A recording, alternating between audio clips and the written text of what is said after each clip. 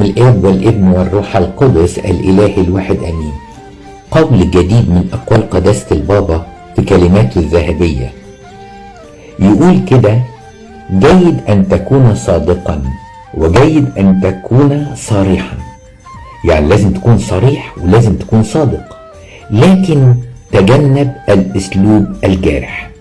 يعني ممكن اللي قدامي يكون غلطان وأنا بحب أقول الصدق والصراحة، بس ممكن أقول له اللي أنا عاوز أقوله له بطريقة لطيفة وأكسبه وأوصل له الحق، وممكن أقولها له بصورة صعبة.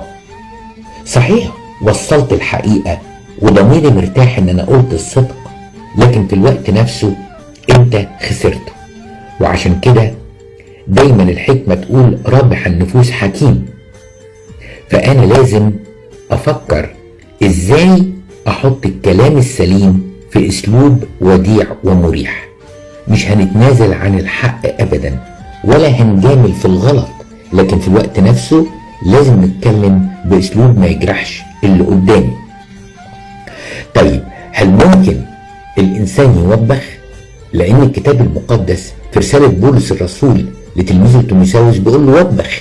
يعني ممكن أوبخ؟ ممكن أوبخ، بس التوبيخ ده ما يكونش أول الحلول، يكون آخر الحلول بعد ما أكون حاولت كتير قوي بالوداعة والهدوء أكسب اللي قدامي.